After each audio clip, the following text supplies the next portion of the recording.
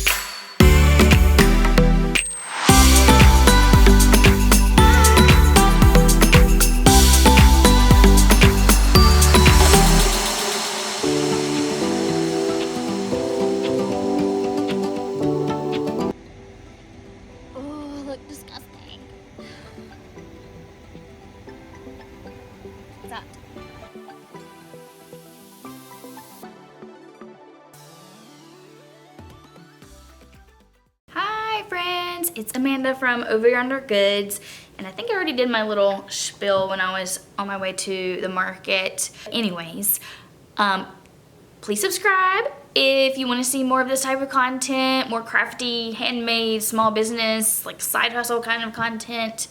And like the video if you enjoy it, because that helps me reach other people who might enjoy watching it as well. Okay, so it's been a few days since my Saturday market, and I wanted to give you guys a recap, let you know what my best sellers were, how much I made, basically a whole rundown of how everything went.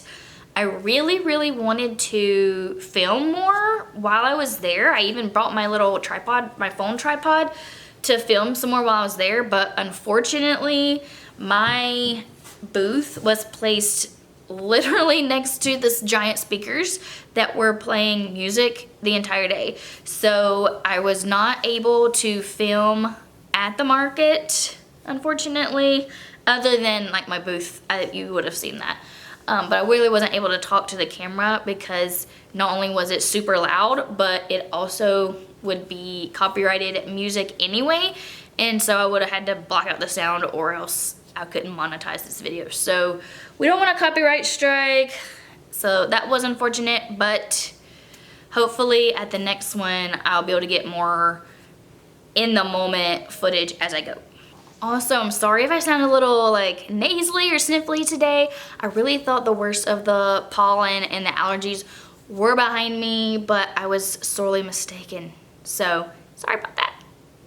Okay, so this was just a one-day, 5-hour market. This was a new to me market, although I had done a couple markets for these organizers before, but this is the first time I had been in that location, and I think it's a new market that they're doing this year. It's in a downtown in Matthews, North Carolina, if you're familiar with that area.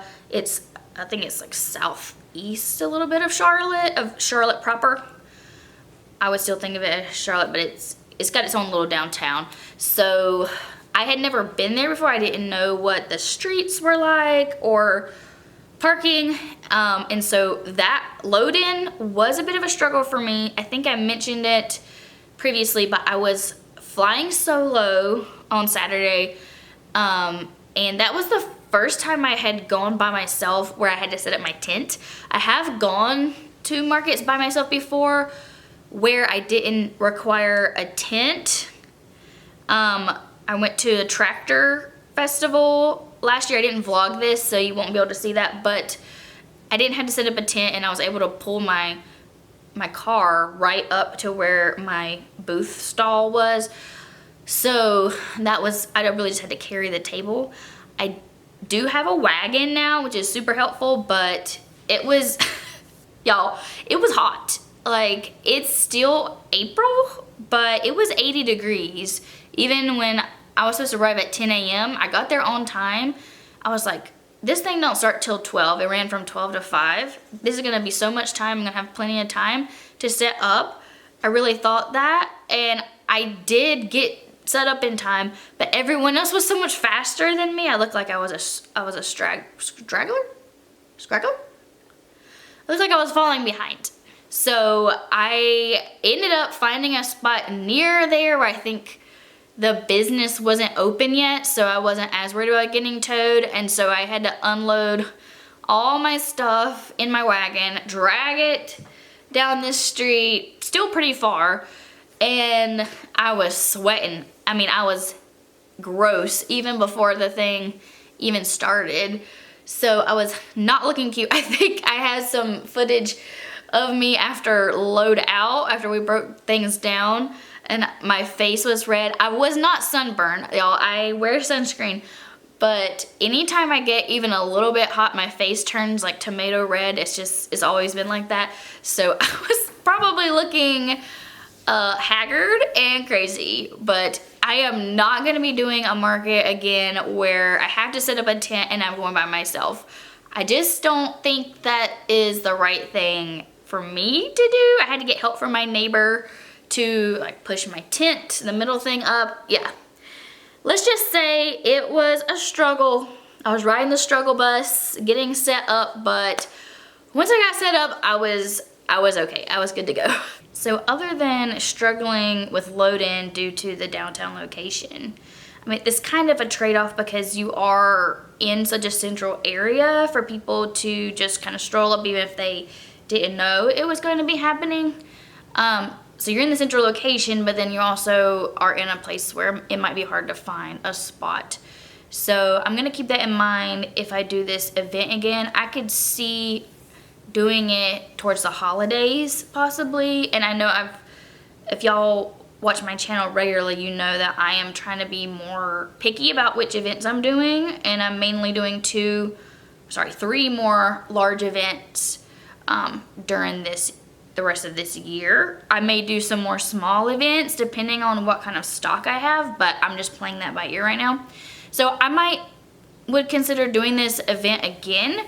One of the other issues is that it was $100 booth fee. So that is, for a one-day event, that is definitely the top of the range for me that I'm willing to spend. It was hard to even put forth that much money, considering, you know, all of our products, if you're selling crochet or like me, I'm selling crochet in handmade sewn goods. So everything I make takes time, takes physical effort. So $100 is several hours worth of time that I'm putting forward just to make back that booth fee. So that was a big stepping stone. I did make more than $100.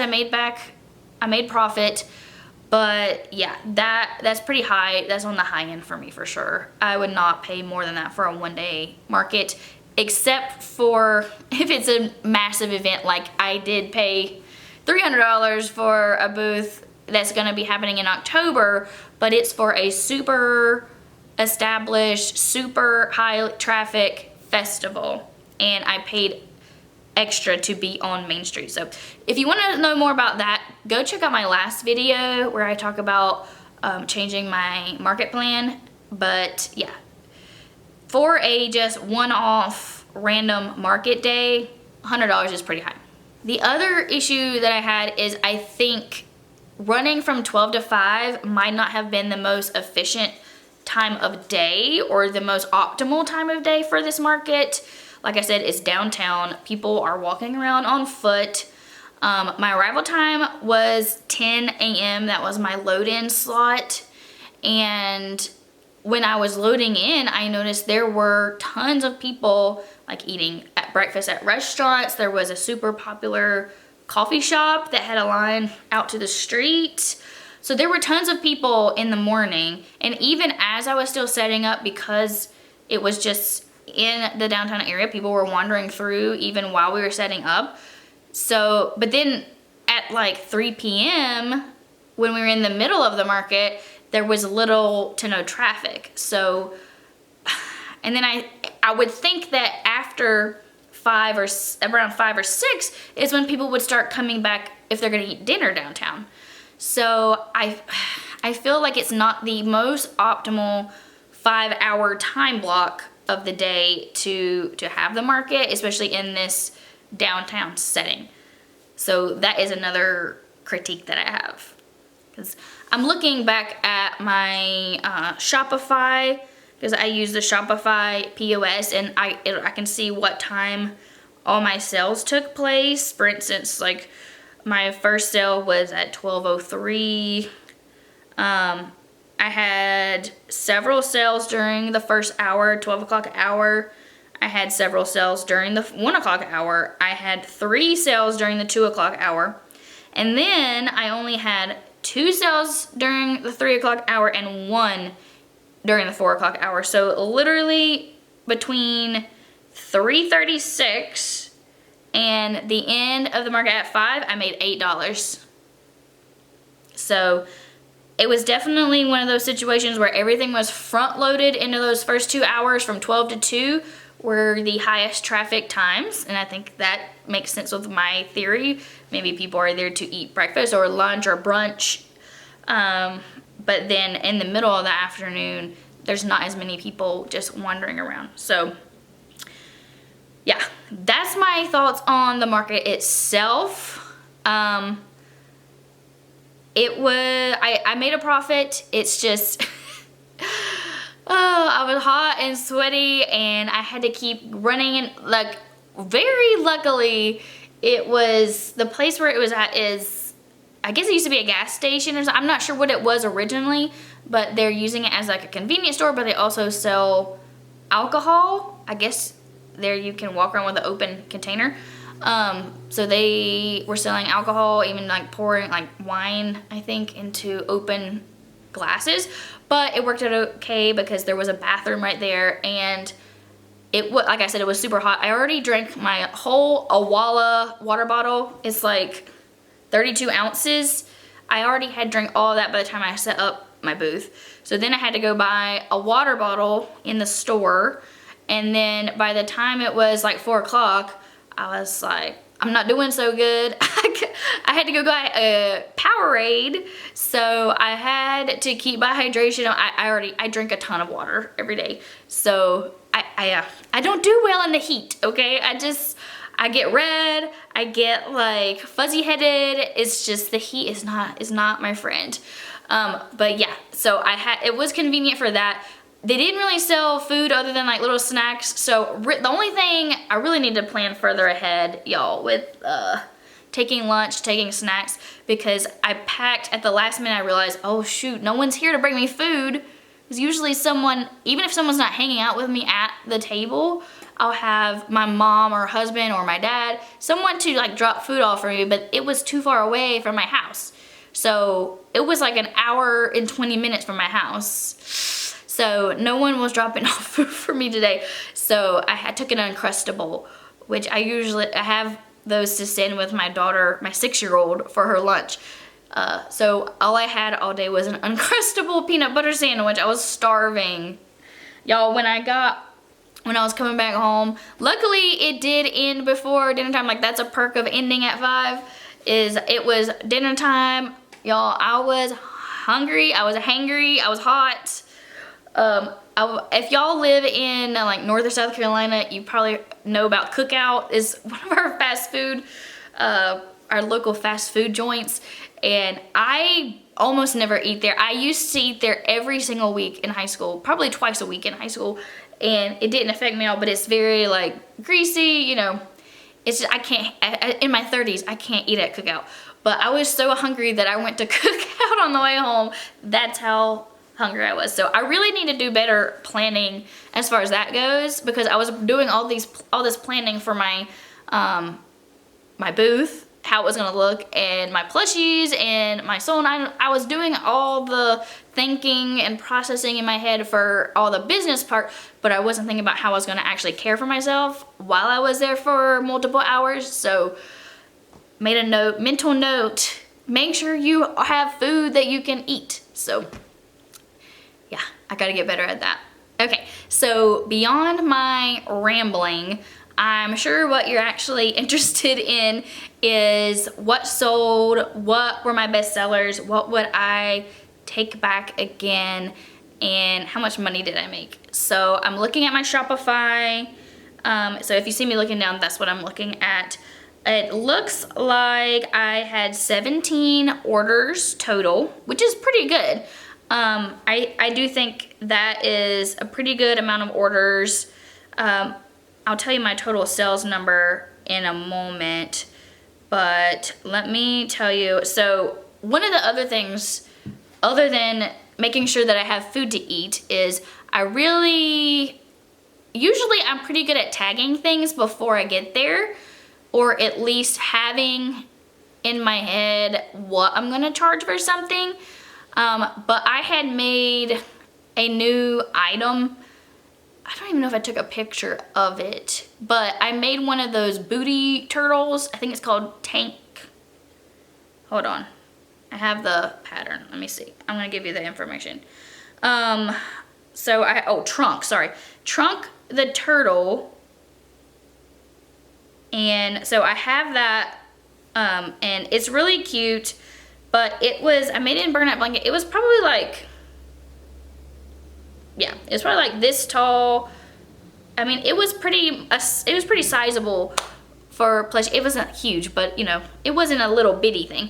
And so I hadn't really calculated what I was gonna price it at. What I've been doing going forward is taking track of my time and then charging a certain hourly rate plus materials. But I didn't do that at the time that I made the turtle, and I only had the one. This is my first time making it for a market, and that was literally a guy came up to me when I was still setting up, and I hadn't even set the turtle out, but he looked at a different item, and he said, oh, it reminds me of those, have you seen those where they have the butt cheeks? And I said, oh, you know what, I actually have a turtle like that, I just haven't pulled it out of my box yet. So I showed it to him, he wanted it immediately, and this was an adult, it wasn't a child, definitely a full-grown adult. I told him I haven't formally tagged it yet, but I was planning on pricing it at 16. That was not my plan. I didn't have a plan. I just came up with that out of the blue. So that item, I think once I time myself, because I do want to make more, they're really unique items, and I think people like them. So I am gonna make more, but next time when I time it, I'm interested to see what it comes out at, because I do think it's gonna be closer to like 18 to 20. Also, I told him 16, and he said, would you take 15? I'm like, sir, is this a flea market? No, it's not. Like, I didn't say that, but that's what I was thinking in my head. Ugh. And I was just like, okay, sure. I took 15, and just so he could go about his day and leave me be. But yeah, I don't know. I was a little bit flustered from setting up, but he called me in an off moment when I was like unsuspecting, and I was flustered from setting everything up myself, and I was just hot, and yeah. So I sold that one for 15. That was my first sale, and I think it was like right at 12 o'clock. I didn't put it in until later, but he gave me some cash for 15 for the booty turtle. but I do think I'm gonna charge more than that going forward. But I just don't understand why people think they should barter with you when it's a handmade item. Like, my time is worth something, you know? It's not a flea market or, yeah, it's, that's annoying. But, okay, so now I'm gonna talk about what my best sellers were. So one of my top sellers, and this has been the case all the markets that I've done this year, is I've started offering mystery boxes or bags, and I charge $10 for them. I have a sign that has a list of what could be in the box, and they are very popular. I don't think I mentioned this, but I had been out of town the 2 days before this market, celebrating my kids' birthdays. We went to the aquarium in Georgia Aquarium, saw the whale shark. It was magnificent. But anywho, I had not been at home like I normally would be, you know, working during the nights, during the evenings, getting everything together, making sure I have a certain amount of stock. So when I got to the market, I had 3 mystery items prepared.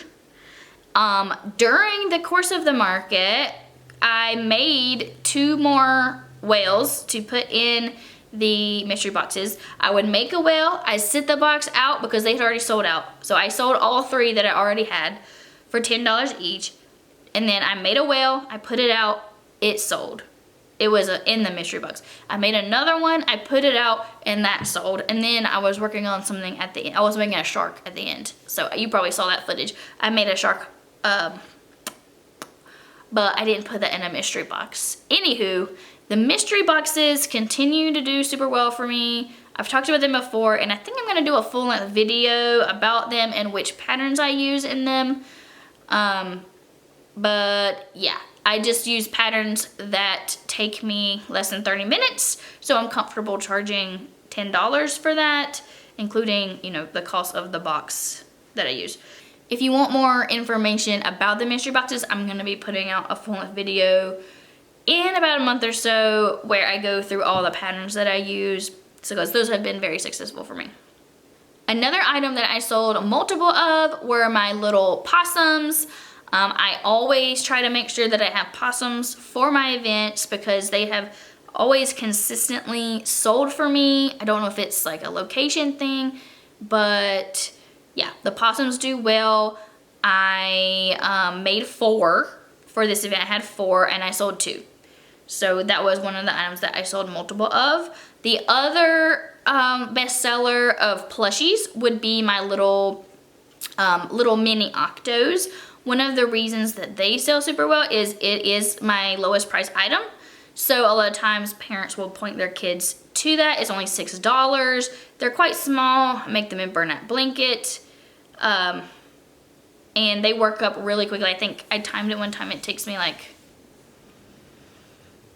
10 minutes or less to do it start to finish. I usually do them in batches. I'll make the bunch of bodies, I'll add all the eyes, and then I'll take a little bit of time and stuff and sew them all up. And that is an All From Jade free YouTube tutorial. I have been offering these the whole time I've been doing markets, and they're always a bestseller just because they're at that lower price point and they're cute. They're like little, you hold them in your hand. So I'm gonna continue to be making those at all my markets. Now, one of the exciting sales, I can't say I sold multiple because I only had one, but this is the second one to sell for me. I've had 3 markets this year. At all of the markets, I've had one of these, and 2 times they've sold, and I have them at a higher price point. So this is the Baby Bunny pattern by Raven and Jade. The pattern is for a little baby bunny. It's pretty small. And then you make a bassinet with jumbo yarn, a blanket, and a pillow. It's really cute. I love making it. It's super cute. So I have sold 2 of those now. At my first market of the year, I sold it for $65, the whole set. This time I sold it for $55. I don't know. That's what I felt like I was gonna charge for it this time. I just want to make sure that large item was enticing, I guess. Next time I make it, I will do the full timing of it and calculate it properly. Okay, so moving on from my plushies, the best seller in my sewn goods would be my little zipper pouches. So I will put a picture up here of what those look like. But I sold 2 of those. They're super cute and they're really practical. If you want one, check out my website, overyondercrochet.com, because they're on there. And I've got a lot of cute patterns that I'm gonna be working on. Patterns. I'm talking about the fabric patterns. So the different fabrics that I'm gonna be making them in, and they're really cute and practical. So I sold 2, no, did I sell 3? I think I sold 2. So I sold 2 little ones, and then I sold one of my glitter pouches, which is kind of a newer item. I don't think I have that listed on my website yet, but I'm gonna be making more of those, and so those are really cool. I make the, it has like a thicker canvas fabric, and then it has basically a pocket with vinyl, and you put glitter in it, and it's just so fun, super cute, unique item. So I sold 2 of my zipper pouches, I sold a glitter pouch, and I also sold at least 1 scrunchie, maybe more. Oh, and then I sold 2 of my hair claws. Those are not handmade by me. Those are one of my items that I sell, that I have ordered from a manufacturer. Okay, so that is the spiel of it. I mean, there were a few other sales, obviously, because there were 17 sales. But those are the main items that I saw consistently that people were interested in. So what was my total for the day? My total for the day was, and this is including tax, I charge tax on all card purchases. For cash purchases, I don't want to deal with the change, so I just eat the cost myself. But my total income revenue was $373.52. And yeah, so with the $100 booth fee, I made $273. So not a terrible day, definitely made a profit. I think I just had, I don't want to sound like I have a bad attitude by any means. It was just tiring. Like the next day I felt so tired from setting everything up in the heat. Yeah. Anywho, next time I'm gonna bring a helper. So I learned my lesson on that one, especially if it's warm out. But if you wanna see more content like this, make sure you subscribe and give us a like if you enjoyed the video. And yeah, I just hope you have a good day, and I hope you stick around.